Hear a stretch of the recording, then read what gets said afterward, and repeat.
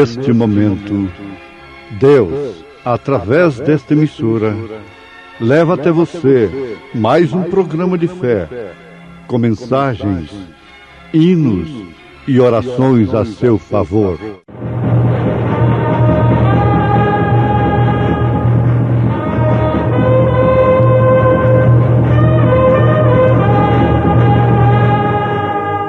Fé para vencer.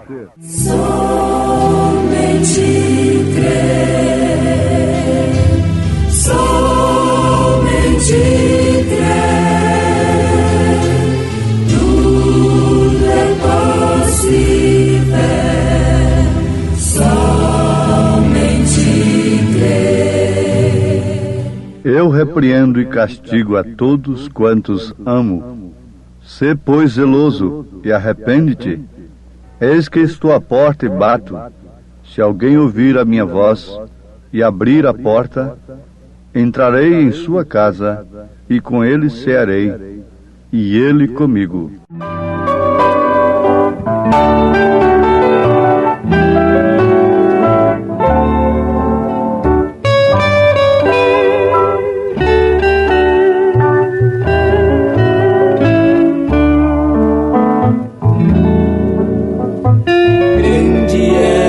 Seu nome maravilhoso, bendito nome, Jesus, Senhor, Rei poderoso és, Jesus, meu mestre, maravilhoso, Jesus, Senhor, é o grande pastor, a rocha dos séculos, onipotente és, reverenciai-o, amai seu nome, maravilhoso, Jesus, Senhor.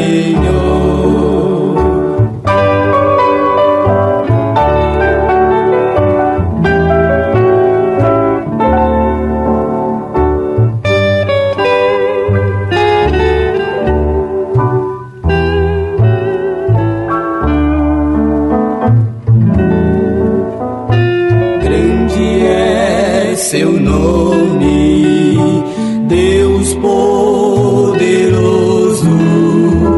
de amor infindo, Jesus, Senhor, meu Pai celeste, Jesus, meu mestre, maravilhoso, Jesus, Senhor.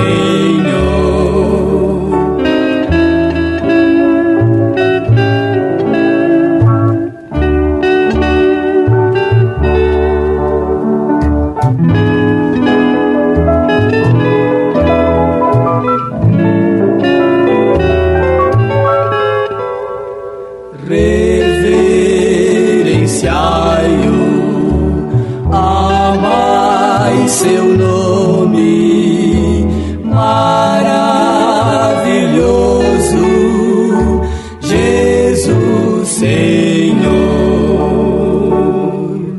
Jesus, Senhor.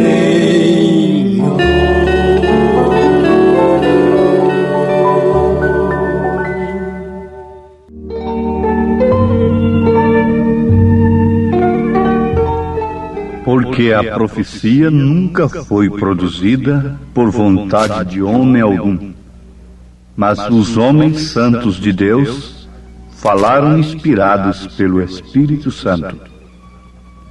2 Pedro, capítulo 1, versículo 21. Ouvintes, nós temos dois tipos de profecia.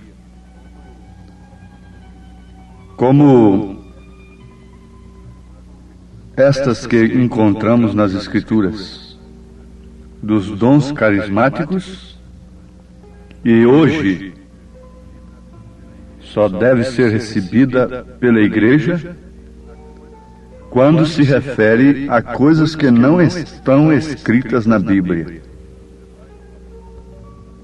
Se você vai numa reunião de oração e ali levanta um profeta ou uma profetisa e começa a profetizar: eis que estou contigo, estou convosco, e repetindo coisas que estão escritas na Bíblia, isto é falso. Não tenha medo de dizer: isto é falso. Se vem uma profecia lhe dizendo que você deve ser batizado em nome do Senhor Jesus Cristo, ou que o batismo é em nome do Pai, do Filho e do Espírito Santo, tudo isto é falso. Essa profecia é falsa. Se vem uma profecia dizendo que eu sou um homem bom, sou um salvo, sou um verdadeiro pregador, eu digo: essa profecia é falsa. Se vem uma profecia dizendo que eu sou falso, eu direi a mesma coisa: ela é falsa. Eu já julguei profecia assim. Alguém dizendo que eu não sou eleito, que eu não sou um salvo, que eu sou perdido. E o outro ouviu uma voz dizendo que eu sou salvo, que eu sou um eleito, tudo mais. Eu disse: todos dois são falsos. Eu não preciso de profecia para dizer que eu sou filho de Deus. De maneira alguma. Agora, a profecia dos dons da igreja, nos quais nós cremos dentro da ordem da igreja, que diz, por exemplo: amanhã tal ponte vai cair e vai matar tantos homens, tantas pessoas. Então, isso não está escrito na Bíblia. E como eu vou saber se aquela profecia é verdadeira? É se aquilo acontecer. Amanhã vai chover em tal lugar, assim, assim. E não chove, então aquilo é falso. Envia-me fulano de tal, para tal lugar, assim, assim. Isso não está escrito na Bíblia. Desta maneira, os dons edificam a igreja, quando ordenados de acordo com a ordem da igreja. Agora, a profecia na qual Laodiceia não crê nesta era, não aceita, não recebe, como Herodias não podia receber a profecia de João, como Jezabel não podia amar a profecia de Elias, a igreja laodiceiana não ama o profeta, a profecia de Deus, porque a profecia vem através do profeta. Na verdade, essa profecia é escriturística. Então, um profeta viria simplesmente lembrando o povo, não sob dons, mas pela palavra pregada, falada, e revelando as Escrituras, revelando onde está o verdadeiro batismo, como você deve se batizar, de que forma você deve crer em Deus, Deus repartido em 3 pessoas, 3 personalidades, portanto, ou num Deus único, com 3 manifestações, Pai, Filho e Espírito Santo, revelando o Apocalipse, mostrando o lugar da mulher nas Escrituras, junto a Deus, portanto, mostrando o lugar do homem. Então, Laodiceia, quando ouve isso, disse: somos ricos, não temos falta de nada, não precisamos de profeta. Esse é o estado de Laodiceia. Então, o que se passa com este povo dos últimos dias, uma vez que estamos vivendo a última era da igreja? Eles se desviaram da palavra. Não aconteceu outra coisa. Fique sabendo que Satanás não conseguiria nunca introduzir o pecado no mundo se Eva não tivesse saído da palavra. Satanás nunca teria implantado os seus credos e os seus dogmas e repartido as vestes de Jesus se ele não conseguisse tirar a igreja da palavra, dando então as suas doutrinas que encontramos no Apocalipse, a nicolaíta, baalanita e jezabelita. Então esta igreja laodiceana não pode crer de maneira alguma no profeta, porque ela não pode crer na profecia. Ela crê nas falsas profecias, naqueles que veem seus próprios nomes falando bem dela. Ela crê em Zedequias e em seus comparsas, em seu grupo de profetas. Mas ela não crê no Micaías. Ela não crê no Elias. Isso é próprio dela. E mais do que isso, ela odeia o profeta. Ela odeia a ponto de procurar até a sua própria vida. Sim, amados. Uma característica perfeita da era em que estamos vivendo, como Laodiceia, está aí. Eles não são mais fervorosos acerca da profecia bíblica. E a própria Bíblia diz que por falta de profecia, eles se corrompem. Então se tornam mornos quanto a ela, quanto à profecia. Eles são diligentes. Eles não são mornos em relação ao serviço natural que tentam prestar a Deus. Trabalham dia e noite. É por isso que nós precisamos de um profeta para enxergarmos estas coisas. Eles não são mornos, frios, em relação ao serviço a Deus. Caim era um homem quente no culto. O culto dele foi muito mais trabalhoso. Teve muito mais arranjo do que o de Abel. E assim, a igreja laodiceana procede porque o pai dela é Caim, disse Jesus. Então eles são mornos quanto à profecia verdadeira de Deus. Agora, quanto aos seus credos, as suas doutrinas, eles são zelosos, como os fariseus, os sacerdotes foram tão zelosos a ponto de matarem a Jesus Cristo, aos apóstolos, a todos os fiéis, cuidando de estar fazendo um serviço a Deus. Eles trabalham dia e noite, eles escrevem, eles estudam, eles oram, eles calejam os joelhos, eles levam noites e noites fazendo um tratado contra o profeta, contra a profecia de Deus. Então eles são mornos em relação à palavra, à profecia original. Mas quanto aos seus credos, eles não são mornos, eles são diligentes. Bom, amados, por que o povo se perde em meio a tanta confusão? E muitos chegam a dizer: em quem vamos crer mais? Se cada uma dos milhares diz que está com a verdade. Dizem, todas as religiões são boas. Não há mais do que duas religiões.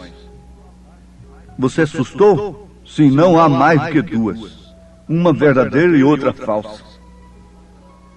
Se esta falsa está subdividida em títulos e mais títulos e tudo isso, uma mais velha, outro mais novo, outro renovado, outro daqui e dali, isso não importa.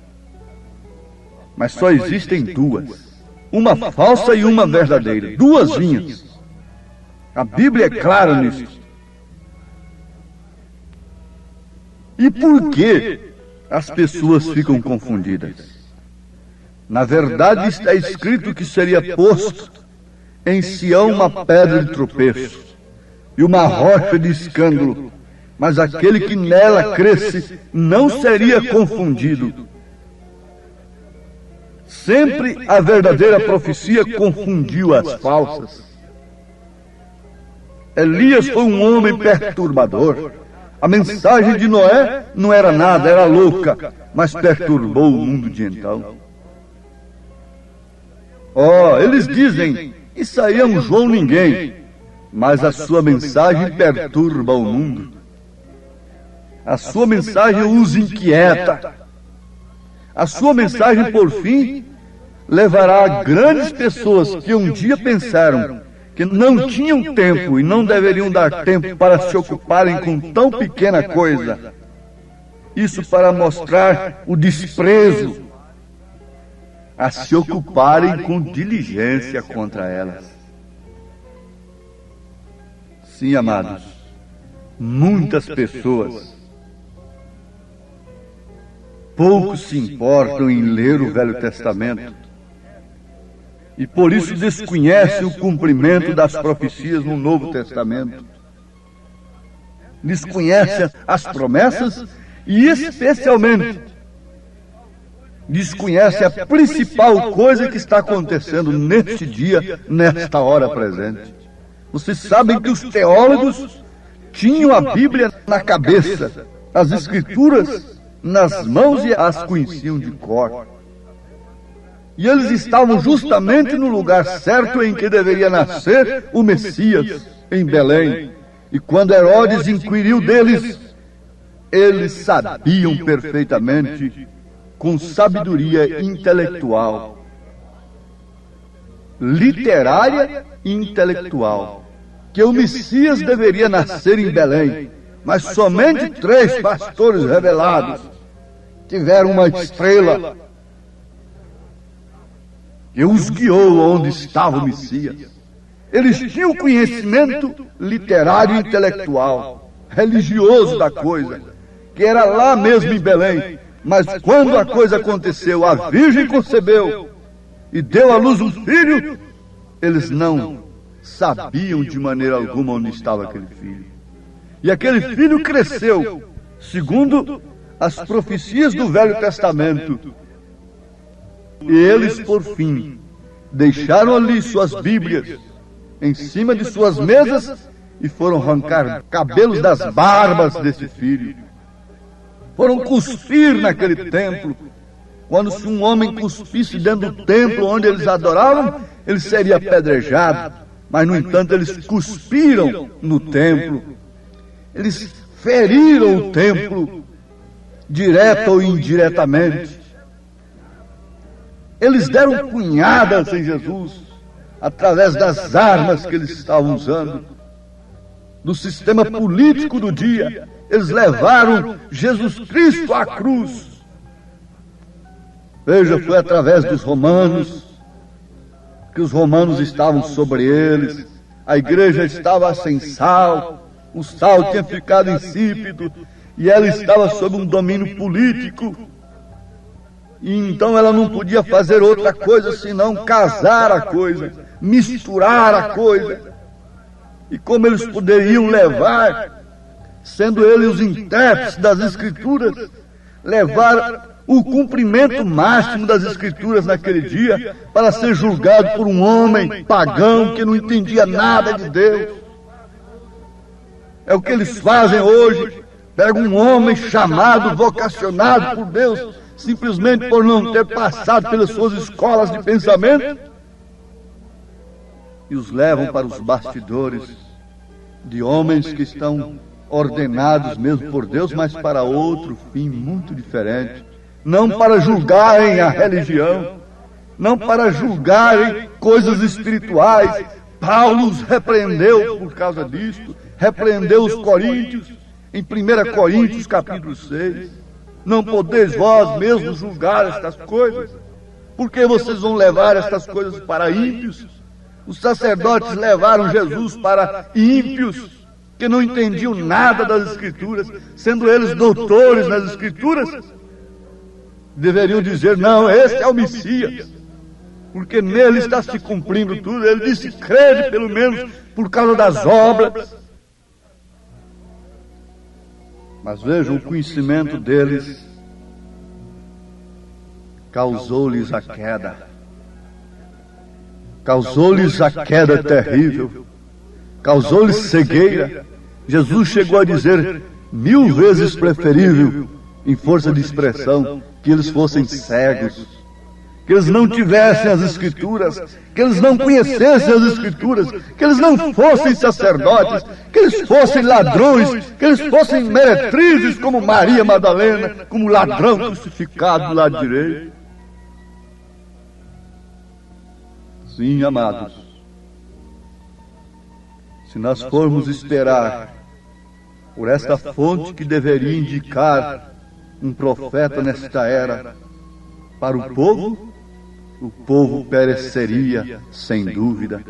Então Deus tem que passar por todos eles e chamar leigos, homens descompromissados, com suas mentes descompatibilizadas, chamar doidos do deserto.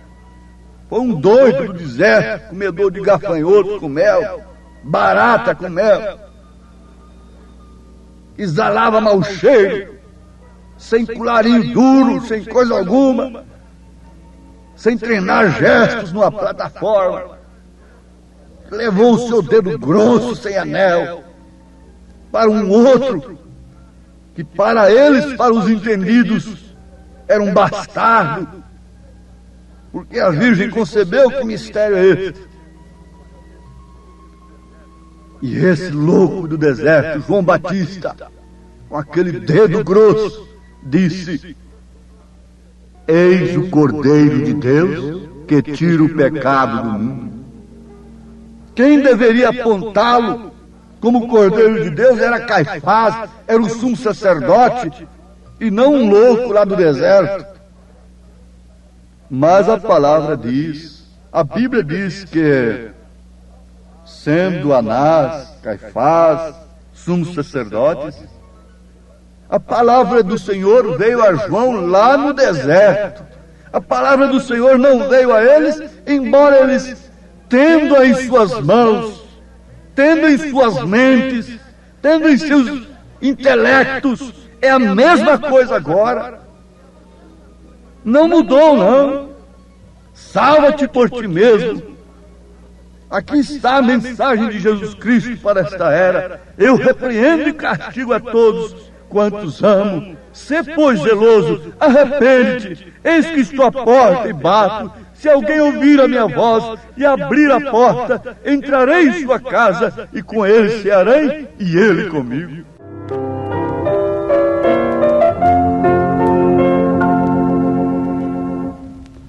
Amigo, considera grande dor quando na cruz sofreu teu Salvador, e no madeiro a maldição levou, trazendo salvação ao pecador. Olha pro Gólgota, eis o Cordeiro de Deus que tira o pecado do mundo. Por nós morreu. Olha pro Gólgota. Você crê na profecia, você crê no profeta. E nesta hora isto é uma obra do Espírito Santo. Se ele tem falado ao seu coração, diga ao Senhor Jesus: eu creio, Senhor. Eu creio de toda a minha alma, de todo o meu coração, que é a profecia revelada nas Escrituras para mim, individualmente, nesse instante. Em nome de Jesus Cristo. Amém. Preciosos ouvintes, Deus os abençoe por ter parado para ouvir este programa amigo, programa companheiro, programa Fé para Vencer, apresentado aqui nesta emissora todos os dias neste horário, ou seja, de segunda a sábado, não é? Das 11 ao meio-dia, aos domingos do meio-dia à 1 da tarde. Não deixe de ouvir este programa. Divulgue para os seus amigos, seus vizinhos, seus parentes. Um programa de fé produzido com muito amor ao seu favor. Este programa é o programa da Igreja Evangélica, o Tabernáculo da Fé, localizado aqui em Taguatinga Norte, na CNF 1, Setor F Norte, Taguatinga Norte, ali no subsolo do edifício Praia Mar, aos fundos do supermercado Caprichoso. Todas as terças-feiras às 19 horas, grande culto temos ali, e aos sábados às 18 horas. Nossa igreja matriz está localizada ali no Novo Gama, o bairro Pedregal, no entorno de Brasília, viu? Leve sua família aos nossos cultos. Hoje, quarta-feira, teremos aquele grandioso culto abençoado por Deus, ali em nossa igreja matriz, ali no Novo Gama, o bairro Pedregal, na quadra 479, lote 16. Fica ali aos fundos do supermercado Minas Gerais, não é? Ou seja, supermercado da mamãe, ali no bairro Pedregal. Hoje à noite, hoje às 19 horas, grandioso culto abençoado por Deus teremos ali. Leve sua família. Você pode também acessar nossas programações, nossos cultos, são transmitidos ao vivo através de nossa página na internet, inclusive o programa de rádio também. Tabernáculo da Fé Brasília.org.br é o endereço de nossa página na internet. Não desligue seu rádio, vamos mais meia hora de programação, Fé para Vencer ao nosso favor.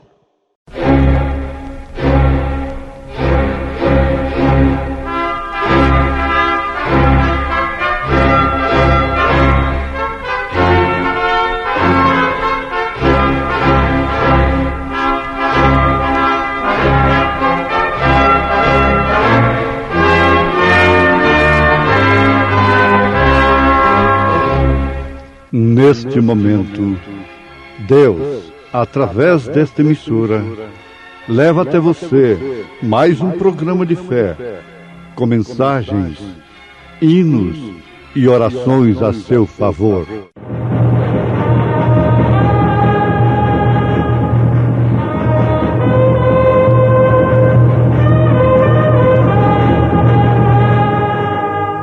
Fé para vencer. Somente crer, somente crer, tudo é possível, somente crer. Cheguemos, pois, com confiança ao trono da graça, para que possamos alcançar misericórdia e achar graça, a fim de sermos ajudados em tempo oportuno.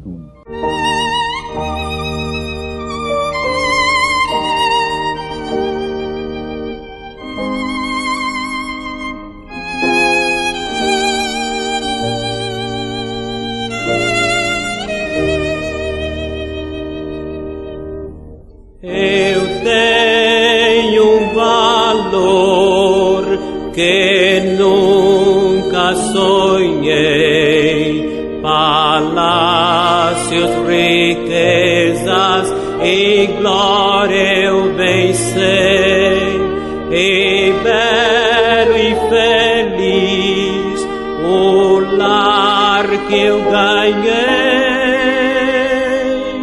Eu sou de Jesus, eu sou filho do Rei. Vou morar no céu, eternamente. Eu sou muito rico,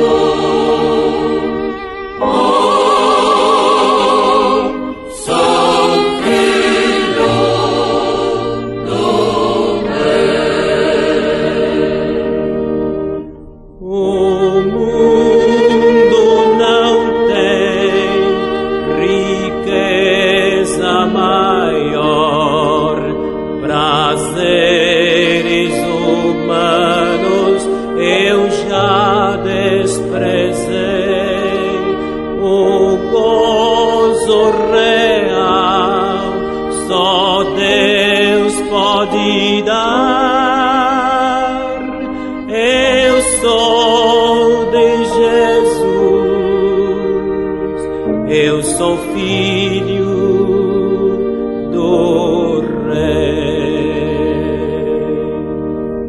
Vou morar lá no céu, que tanto almejei. Eu sou muito rico. Oh, sou filho do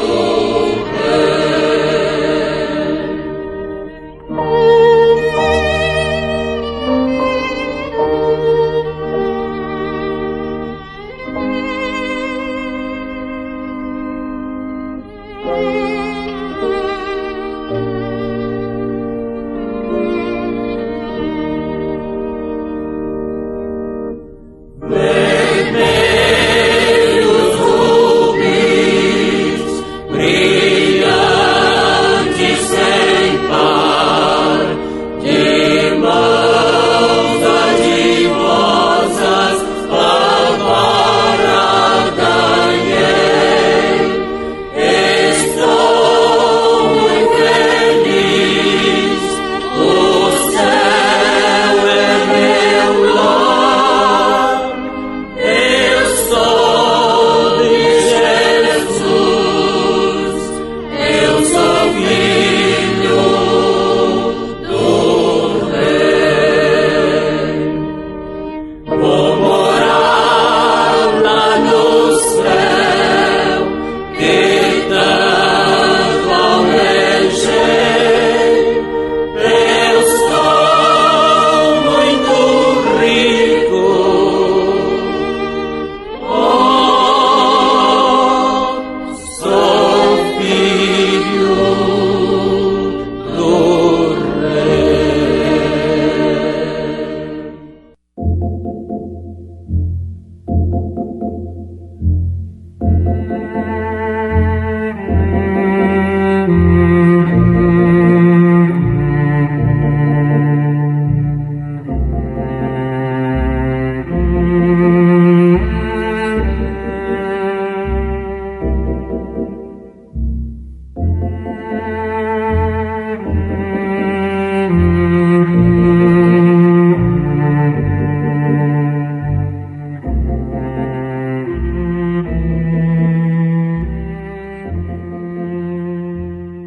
Cheguemos, pois, com confiança ao trono da graça, para que possamos alcançar misericórdia e achar graça, a fim de sermos ajudados em tempo oportuno.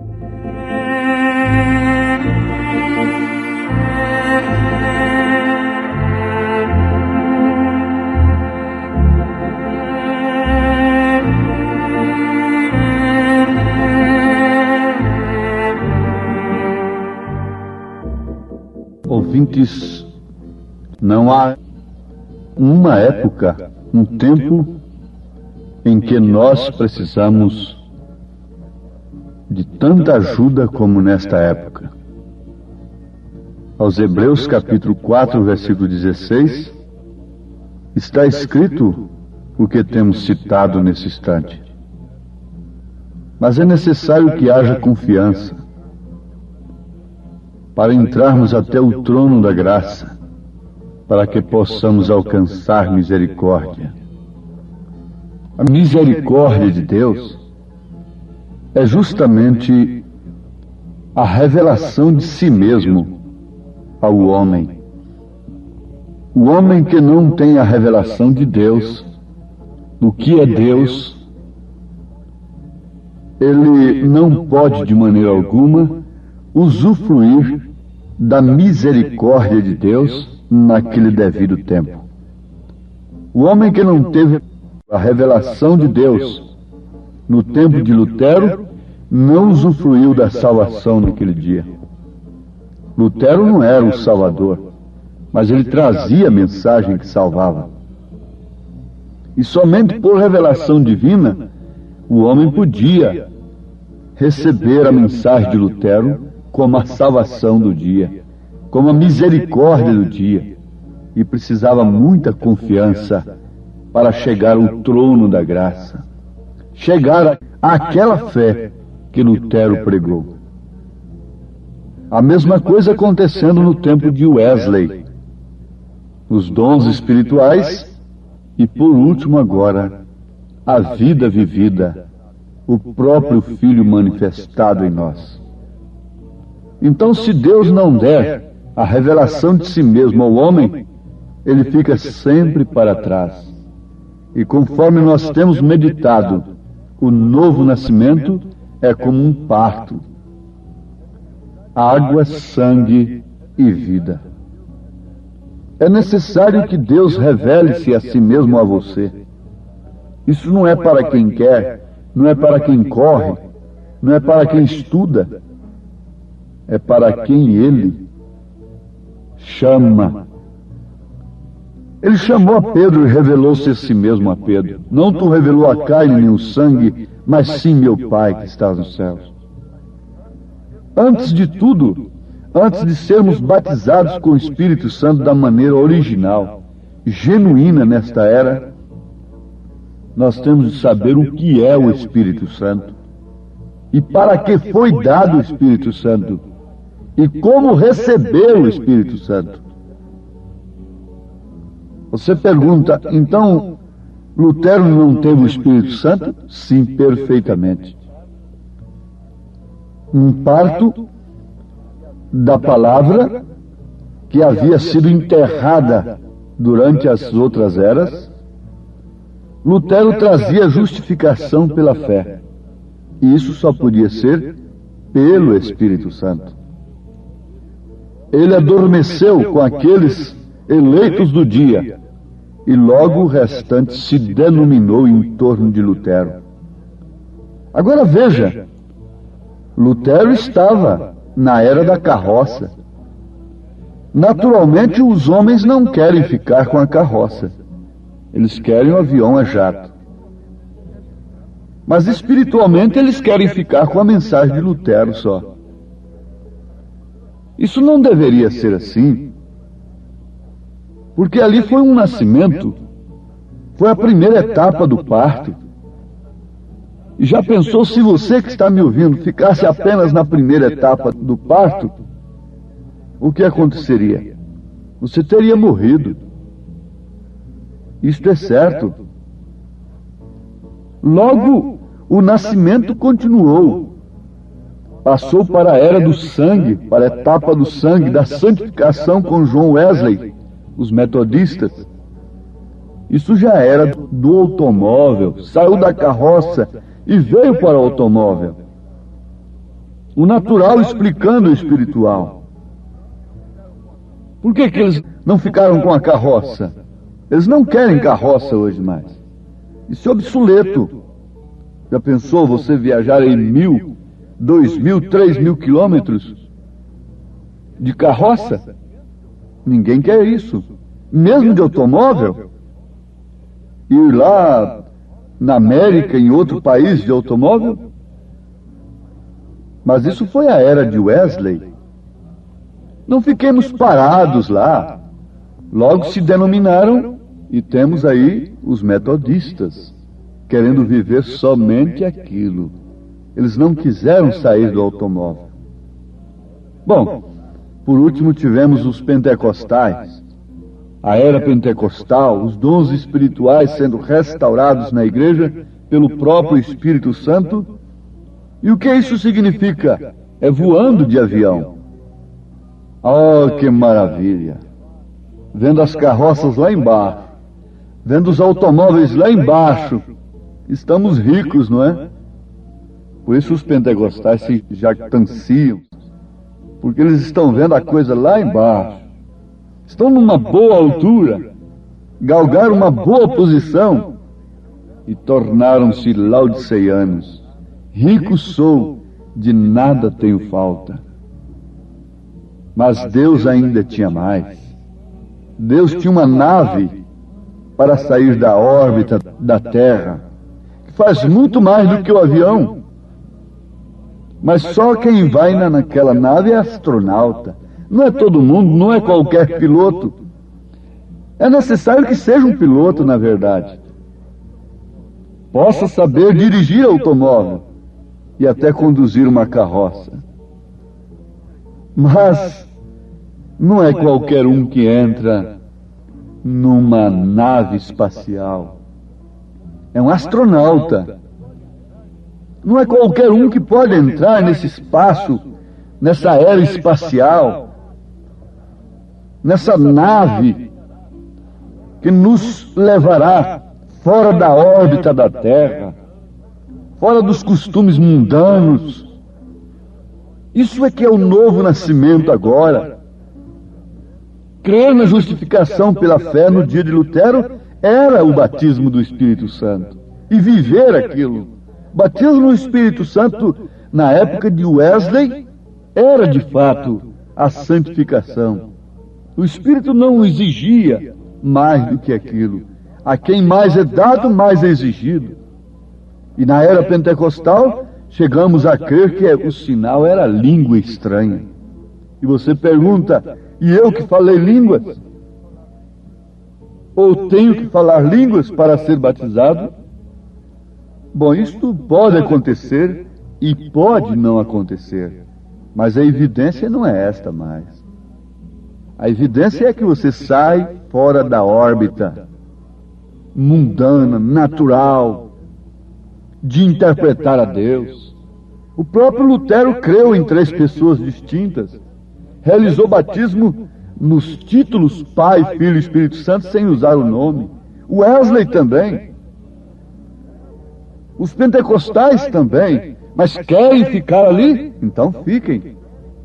Veja a saída de Israel lá do Egito. Quem quisesse ficar lá à margem do Mar Vermelho, batendo o tambor lá e o pandeiro com Miriam, ficaria, mas a nuvem que cobria de dia fazendo sombra e de noite iluminando, já estava lá adiante. Quem quisesse ficar, que ficasse, com a experiência de ontem. Você deve buscar a experiência de hoje. Para começar, se você souber, por divina revelação, o que é o Espírito Santo, você não o taxará de terceira pessoa. Se você tiver uma revelação da divindade de Jesus Cristo, você não o chamará de segunda pessoa. Não, não. Você compreenderá de uma maneira revelada que ninguém pode ter o Pai sem ter o Filho, e que ninguém pode ter o Filho sem ter o Espírito Santo, e vice-versa. Ninguém pode ter o Espírito Santo sem ter o Filho, e ninguém pode ter o Filho sem ter o Pai, e ter o Pai sem ter o Filho. Mas como isto viraria uma confusão? Esta mulher que não entende nada de um parto, de genética, seja o que for, se você tentasse explicar para ela isto aí de uma maneira técnica, isso para ela seria uma confusão. Mas aqui está, não uma confusão. Você não pode ter o Pai sem ter o Filho. Você não pode ter o Filho sem ter o Espírito Santo. Você não pode ter o Espírito Santo sem ter o Filho. Você não pode ter o Filho sem ter o Pai. Porque os 3 concordam num. Eu e o Pai somos um. Você não pode ter 3 pessoas em você. E o Espírito Santo é a pessoa de Jesus Cristo em você, dando a personalidade de Cristo à igreja, o caráter de Cristo se manifestando através de você. É para isso que foi dado o Espírito Santo. O Espírito Santo é o selo, o Espírito Santo é o próprio Deus. É o Espírito de verdade que o mundo não pode conhecer, não pode receber porque não o conhece. O Espírito Santo é o próprio Deus em você, reinando, intercedendo, iluminando, Pai, Filho, Espírito Santo em você, sobre você, com você, em você. Isto é que é Deus. Isto é que é o Espírito Santo. Esta é que é a Trindade de Deus. Não três pessoas distintas. Um velho, um pai mais velho, um filho que foi gerado desde antes da fundação. Naturalmente essa mãe estava lá também, em um ato qualquer. Não, isso é a heresia. Essa é que é a heresia. Esse é que é o mistério da iniquidade, que no fim seria revelado. Satanás seria desmascarado. Mas você tem que ter confiança para chegar a esse trono de graça agora e receber esta misericórdia, porque caso contrário nós vamos ficar aí como um corvo, injetando penas de pomba e dizendo que somos pomba, dizendo que somos cristãos. Tem que haver um novo nascimento. E o novo nascimento é uma revelação de Deus a você. O novo nascimento é uma revelação de Jesus Cristo a você. O novo nascimento é uma revelação do Espírito Santo a você. O novo nascimento é justificação pela fé, é santificação, é o batismo do Espírito Santo. As três etapas da vida cristã se cumprindo em você. Arrependido dos seus pecados, de suas mentiras, de suas cobiças, de seus desejos de ser cobiçada, de suas vestes manchadas da carne, de suas vestes imundas, indecorosas, que só inspiram concupiscência, desejos da carne. O Espírito Santo transformando de dentro para fora, não com uma imposição de uma igreja, de uma doutrina, de um espírito religioso que diz que você não pode fazer isto, nem aquilo outro, embora isso tenha muita aparência de piedade, mas não passa de religiosidade, não passa de espírito religioso. Mesmo uma coisa correta, sendo exigida por um espírito religioso, aquilo é uma perversão. Aquilo não conduz ninguém aos céus. É o Espírito Santo, individualmente em cada pessoa. Uma senhora disse: esse problema de salvação é com o meu sacerdote. O problema da minha salvação é com o sacerdote da minha igreja. A igreja não salva ninguém. Não existe nenhuma igreja santa, nem um povo santo, nem ninguém, nenhum santo homem, nem coisa alguma. Tudo isso é arte do diabo para enganar o povo.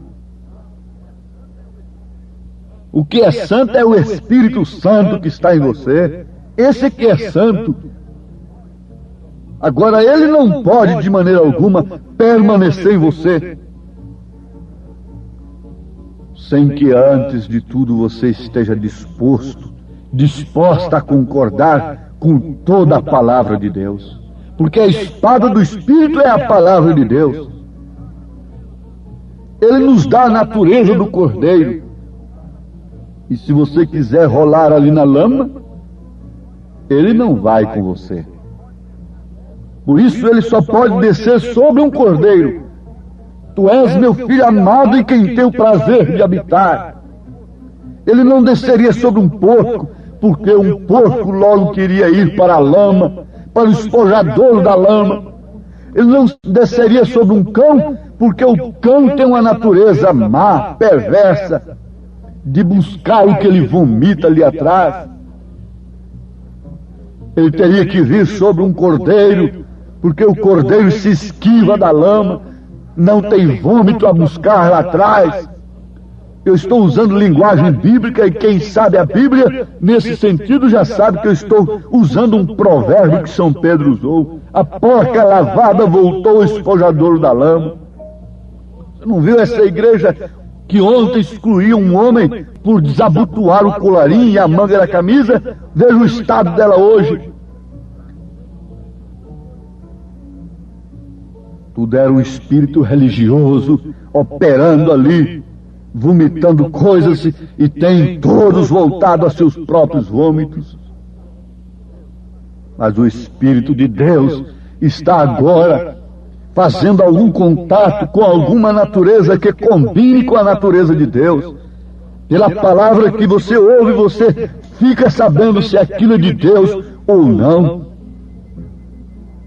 E se você deseja agora, uma vez que você saiba que o Espírito Santo é Deus, é a pessoa de Cristo em você, e que ele foi dado para quê?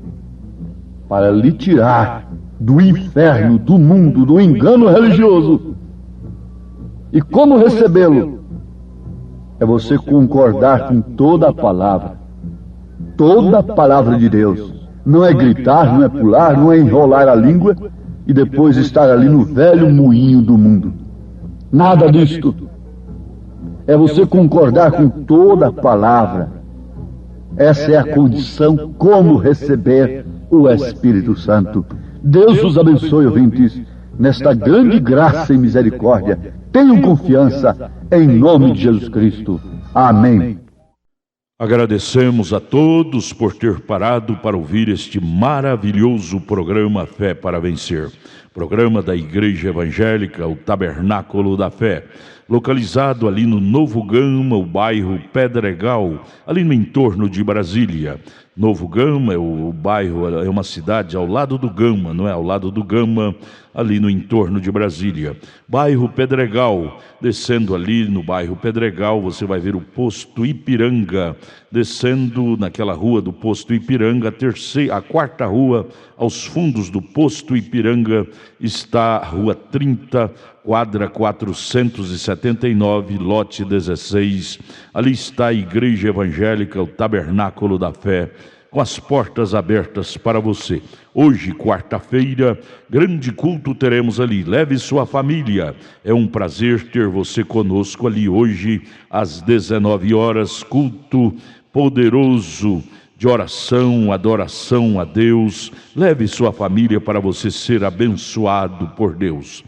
Divulgue este programa para os seus amigos, seus vizinhos, seus parentes. Diga-os para ouvir um programa sadio, programa de fé, programa que traz vida para os nossos corações. Deus os abençoe. Volte a nos ouvir amanhã aqui por esta emissora, neste mesmo horário, se o Senhor nos permitir. Com fé do Filho de Deus, a fé que vence o mundo.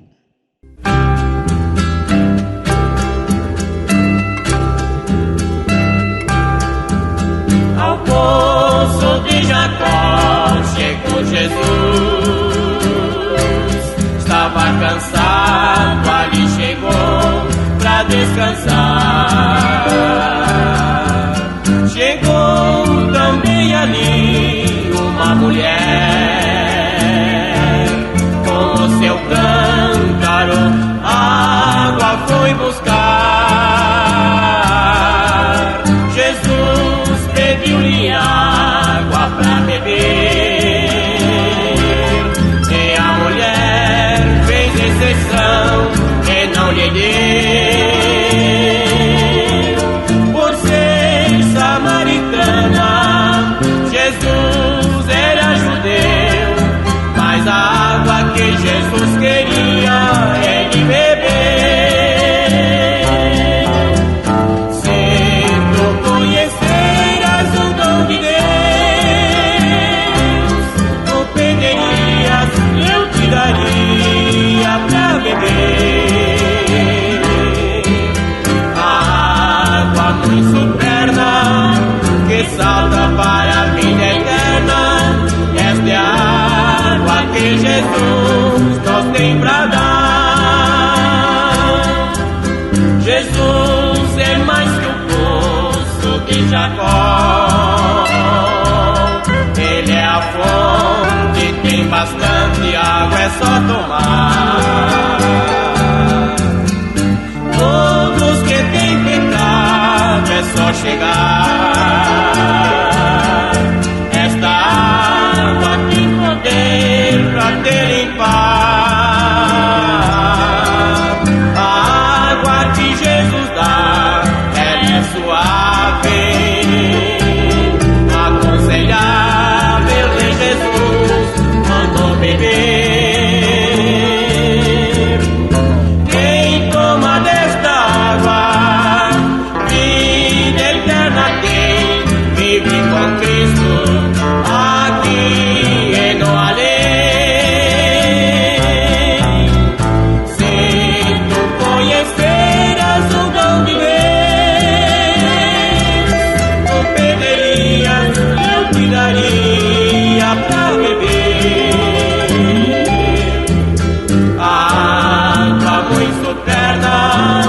que salta para a vida eterna. Esta água que Jesus nos tem pra